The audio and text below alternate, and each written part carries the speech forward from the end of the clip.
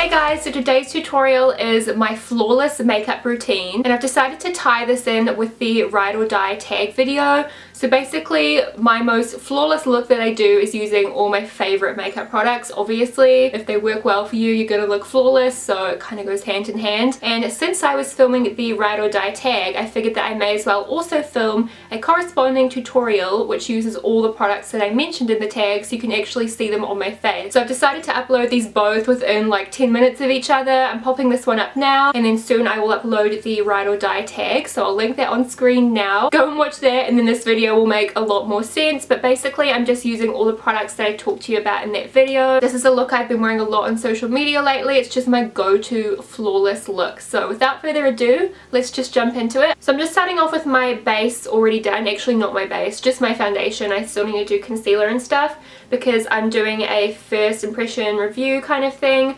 on the Bold Metals Collection Miracle Diamond Sponge from Real Techniques. I tell you what, I have such a hard time with my R's and W's on camera. I don't know what it is. And the foundation I use is the Marc Jacobs Remarkable Foundation. I will talk more about this in my ride or die makeup tag, but I mean, you can see the results for yourself. Look, if I zoom in, like how flawless and amazing does this look?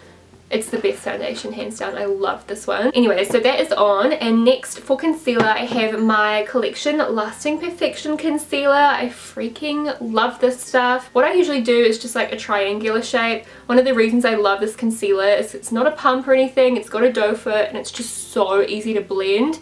You can't really muck it up, it doesn't dry really quickly. It's just such an easy concealer to work with, and I just love that about it. If I want a super bright under eye, I can apply like a lot of this and layer it up, but for today probably won't bother. I'll just do like the normal amount that I would usually do.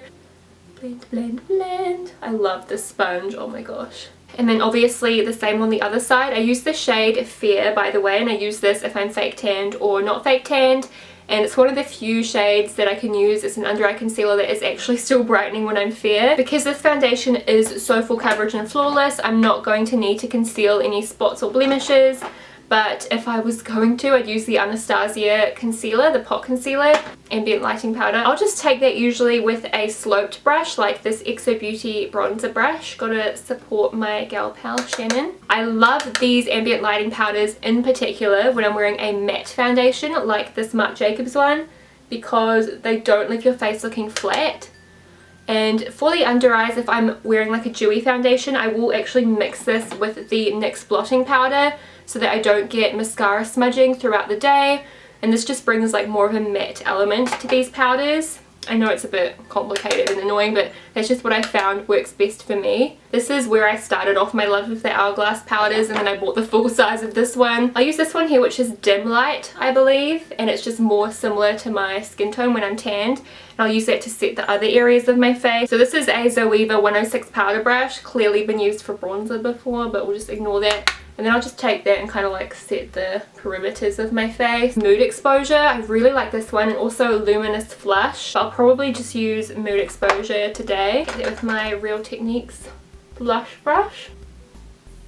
The thing I love about Hourglass powders is you can just layer and layer them, and they never look cakey. I've never had any powder products that are like that. Now for bronzer, I do love my Hourglass bronzers, but the ultimate winner for me has to be NARS Laguna. I've used so many of these up. I just absolutely love them. I kind of start from the temple and work my way down the cheekbone like that.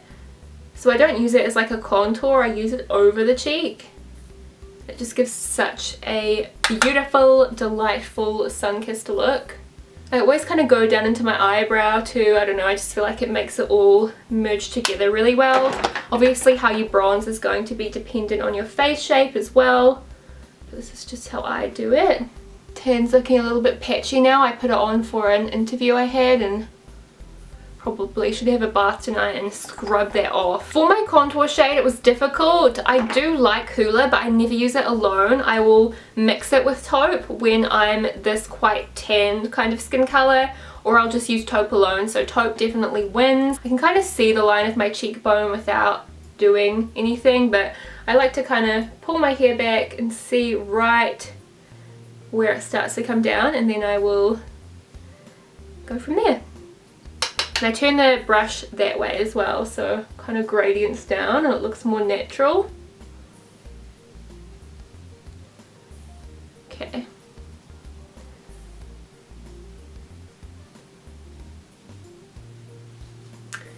Ooh, see how good I'm looking? This is what happens when you use your top favorite products. That sounded really vain. I don't mean like, oh my gosh, I'm so hot, but in comparison to another combination of products, this one is like so good. For highlight, I'm using Mary Luminizer. Just looks good anywhere, anytime. This is just such a good universal highlight. It's so pigmented. It doesn't show up any texture or anything on the skin, even though it's so pigmented, so I just love it. This is the ZOEVA 134 Luxe Powder Fusion Brush. This is my favorite highlight brush. Works with every highlight, honestly. Over the tip of my nose, just gently, because I do have combo skin, so my T-zone does get a little shiny throughout the day, so I don't like to overdo it with the nose highlight. And then with my finger, I'll do a little bit on my Cupid's bow. Next, I'll head on to my eyebrows. I've been using the Elizabeth Arden, okay, just grab some popcorn and like a cup of tea for this name, Beautiful Colour Natural Eyebrow Pencil in Brownette 03. And then I just use a small little clear brow gel from Estee Lauder. Just kind of fill in any areas that I want them to be thicker.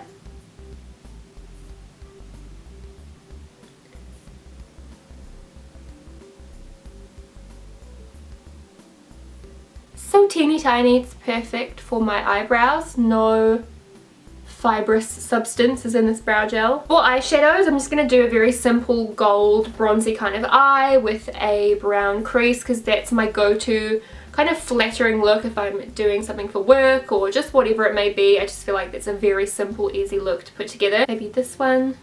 Put that in my crease just to say, hey, I have a crease. Helps to remind people that you have a crease, and it's always a good time to have a crease. For the lids, I'll usually take one of these kind of packed shimmery shadows. Usually I'll go for this one. As you can see, it's very well loved, and I'll put that in like the outer V. Sometimes I'll put this in the inner corner, so we'll just do all three today, starting with the lightest one, obviously. Gone are the days of having to use pigments, am I right? Because everyone used to love their pigments. I used to spend all my money on pigments because you just couldn't get pressed eyeshadows that kind of quality, but now you can, and they're so accessible. While I remember, I usually put this whitey one on the inner corner and under the brow bone. This one is my favorite for the inner corner. I'm gonna bring it up onto the lid a little bit.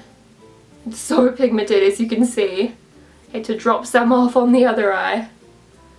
It's actually crazy. I forget that I'm quite tanned right now. It does look a bit better on fair skin. Then I'll go in with the gold. I've got no eye base on either, apart from a little bit of concealer. Then I'll go in with this colour here, which is, sorry, I'm probably holding it too close. Very, very simple. I'll just kind of run it along the outer edge there, connect it all up. And that's that pretty much. I might run another colour along the lower lash line, so I'll put a little bit of the gold in the centre. So you can do more complex looks with this palette, obviously. And I'll just take a shade like this one here and put it along the lower lash line in the outer corner. Very light-handedly, because this is so pigmented. Now, I haven't actually been wearing liquid liner with my lashes. I feel like it opens my eye up more, but I did include a liner in the tag video, so I will use one today. I'll do a relatively small liner, just like a tiny little flash.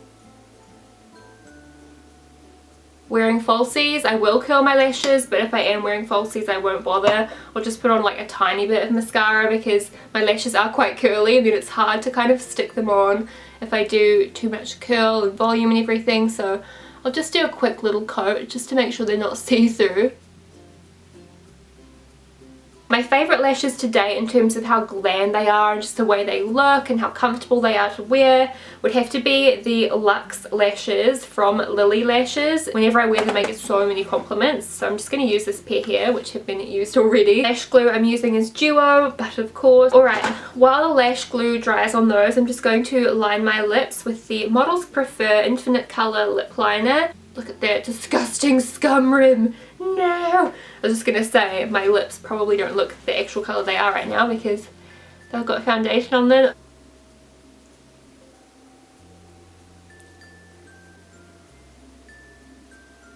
I think realistically what I have been wearing the most lately and what I've been loving are my Juicy Shakers. So I'm going to wear one of those today. That's just the main lip product that I've been loving. I actually want to eat them. Kind of just a bitten, like fresh look. You just screw it down to get more colour. With these you can place it in the centre of your lips like this, and it will be kind of more of a clear colour around the perimeters, but I just like to take the tip and use that to draw because I don't have the fullest lips in town, you know, so I like to kind of have an even wash of colour.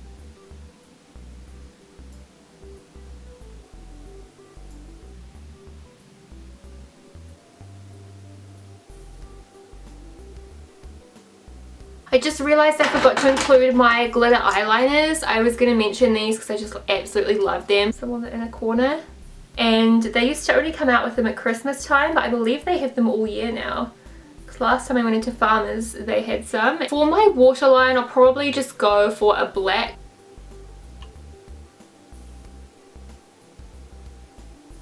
Then a Fit Roller Lash, it's the OG. Just going to pop that on. So there we have my finished look using just my ride or die makeup products, what I do for events and all that kind of stuff. If I'm doing interviews, you can just see how flawless all these products build up onto my skin. It just looks absolutely incredible. I love these lashes. Obviously they're quite dramatic, so might not be for everybody, but I really love them.